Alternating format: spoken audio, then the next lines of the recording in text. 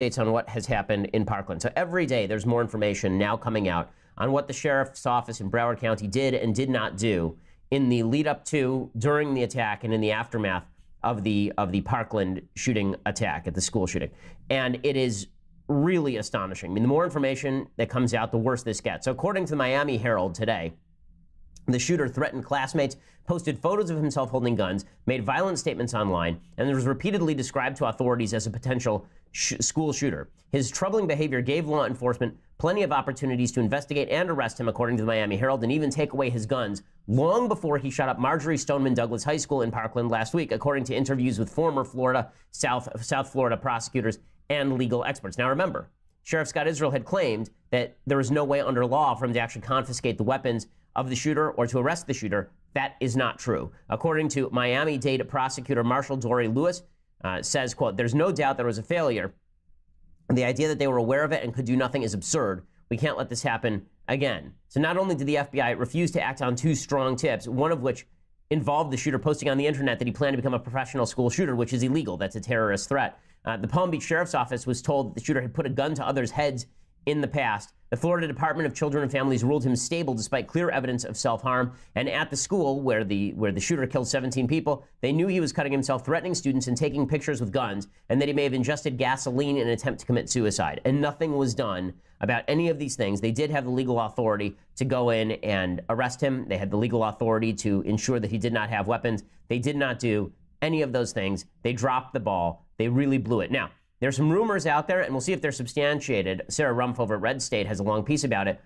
It is obvious that the sheriffs of Broward County have been attempting to minimize the number of arrests that take place on campus. The reports that the shooter was expelled from the school are not true. He was actually allowed to remain in the school. And there are a lot of questions being asked today about whether the determination to end the so-called school-to-prison pipeline allowed the police to let this guy off the hook. That basically they didn't want to be part of that school-to-prison pipeline, so instead they let an incipient school shooter run around on the loose with guns, which would just be devastating. We'll see if there's more information that comes out about that. Even if a case couldn't have been made, the arrest should have happened. The teen might have been placed squarely on the radar of police analysts, and then anytime anything else came up, there would be more action taken by the police. Another prosecutor named Priovalis, according to Miami Herald, says at the very least the most capable intelligence detectives should have been monitoring him. The sheriff has said that the BSO's handling of tips is under internal investigation. He says, "I don't know that the signs were missed." He said, "This isn't science fiction. We're not allowed to arrest on what a person thinks about on pre-crimes." But this wasn't a matter of pre-crimes. There are reports of this shooter threatening other students. That is cyber stalking under the law in the state of Florida. There's pictures of this student online brandishing guns and talking about being a school shooter. These are crimes in the state of Florida. And there have been other people who have been arrested for similar stuff. Miami-Dade schools police on Friday arrested Crop High senior Sean Mesa for posting photos of himself with guns on social media. Improper display of a firearm is a misdemeanor in Florida. That's not the only case that is like that. There's another arrest that was made in 2016 of somebody who is involved in very similar behavior. There was a Miami-Dade Police Homeland Security Bureau arrest of a guy named Enrique Dominguez, who is posting apparently disturbing images of himself dressed like the Joker with combat-style knives. And his coworkers report he pledged allegiance to Allah, showed them ISIS execution videos, and vowed to dress like the Joker before gunning down coworkers. They went and arrested him. Why couldn't that have applied here? The answer is it could have applied here, but something happened at the sheriff's office, and they didn't do their job. And now we're finding out that the sheriff's office itself may have told police officers to stand down. So Laura Ingraham reported on her show yesterday that deputies were told to stand outside and wait because they didn't have body cameras on. So because there were no body cameras on the detectives or on the sheriff's deputies, and because they didn't want to go in without those body cameras so that they could defend themselves against possible lawsuit, maybe, whatever the case was, according to Ingram, her sources in the department say these deputies were told to stand around outside while kids were getting shot inside. Our sources near the Broward County Sheriff's Department are telling us that the deputies who arrived at the scene of the shooting were told not to enter the school unless their body cameras were turned on.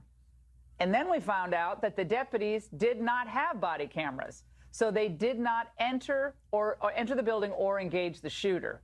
So curiously, police also lost radio communications during the Parkland shooting. I mean, this is a massive botch. They didn't even have body cameras, but they suddenly obeyed the rule that they weren't allowed to go into dangerous areas with body cameras. Something is really fishy here. There's an EMT who was on national TV last night, an emergency medical respondent, who was saying that the police were barring them from getting in. They said they could have saved some more lives if they'd been allowed to get in there right away, but they weren't allowed to get in there. The police were stopping them from going in. 3 high-ranking Florida officials are expressing their frustration because they say EMS was delayed getting inside Stoneman Douglas High School on the day of the shooting in the critical moments when victims lay inside in need of immediate care. One source tells Fox News some EMS teams requested to go inside but were denied by the commanding agency, the Broward County Sheriff's Office. That source alleges scanner recordings will reveal that.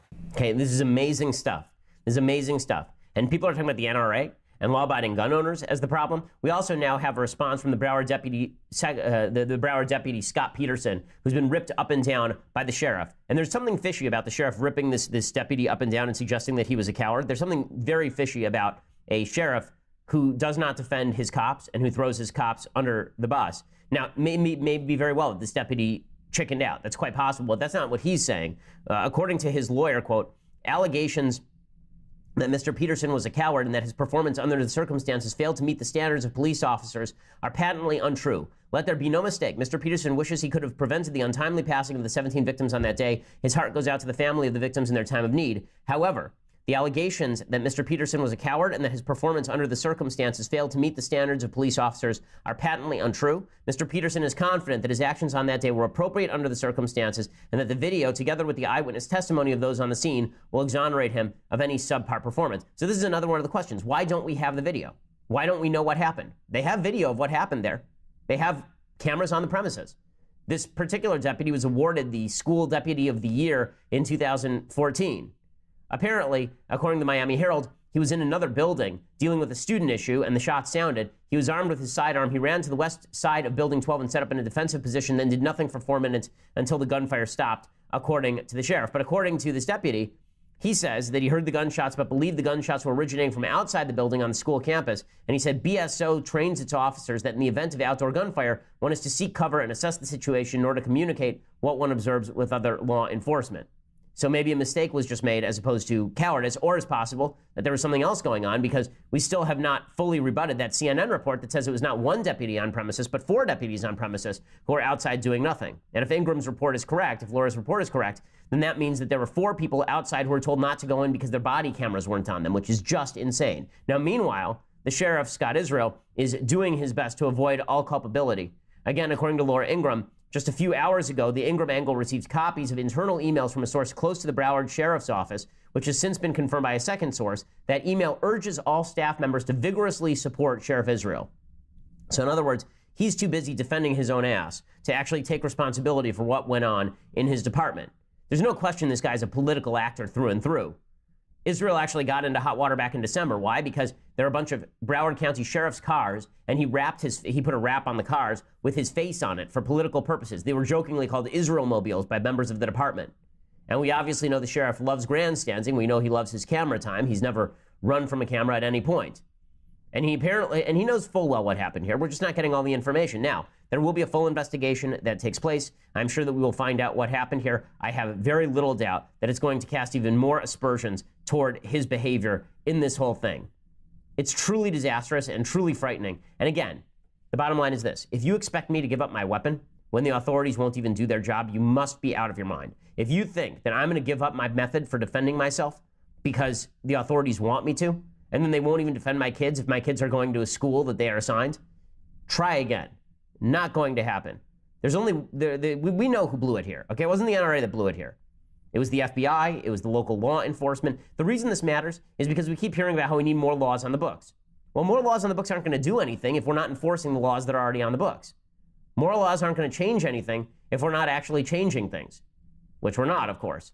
So that means that more of these school shootings are likely to happen. And the grandstanding doesn't help either, which brings us to the grandstanding itself. So there's been a ton of focus on a specific subset, I should say, of kids who were at the Parkland school, at Marjorie Stoneman High School, when this happened. And it's a very specific subset. And you know all their names, right? You know Cameron Kasky, you've seen him on TV. And you know Emma Gonzalez, you've seen her on TV as well, and she has now over 1 million Twitter followers after having basically 0 Twitter followers a week ago because the media have really been pushing her out there. And of course, David Hogg, who's been on every TV show that he can possibly find. Now, they have every right to speak as much as they want. And we have every right to criticize them as much as we want because this is still the United States of America. And just because you went through something tough does not mean that you are an expert on what happened or why it happened. It just means that you're an expert on suffering, as I've said here on the show a bunch of times. Okay, but nonetheless, we are being treated to the awkward spectacle of these kids being trotted out there by a compliant media that actually, as Charlie Cook over at National Review says, are laundering their views through the moral bank accounts of these students. All the people in the media wish they could call for a ban for guns every day on the air. They can't. So instead, they bring on these kids to do it for them. That's the whole goal of having these kids as guests. And the kids are saying things that are just insipid. David Hogg particularly is a very bad spokesman for his point of view. Just because he's a good-looking kid who can complete a sentence doesn't mean anything he says makes any sense. And again, this is not a rip on him as a victim. This is a rip on him as political commentator. You either say things that are intelligent or you don't. And your experiences have nothing to do with it. This is a form of identity politics. In the same way that the left will maintain that your opinion should be gauged, not based on the actual content or value of your opinion, but based on the color of your skin, your ethnicity, your religion, your background. Instead of doing it on that basis, they're saying that we should now judge the decency of your viewpoint or the genius of your viewpoint based solely on whether you went through a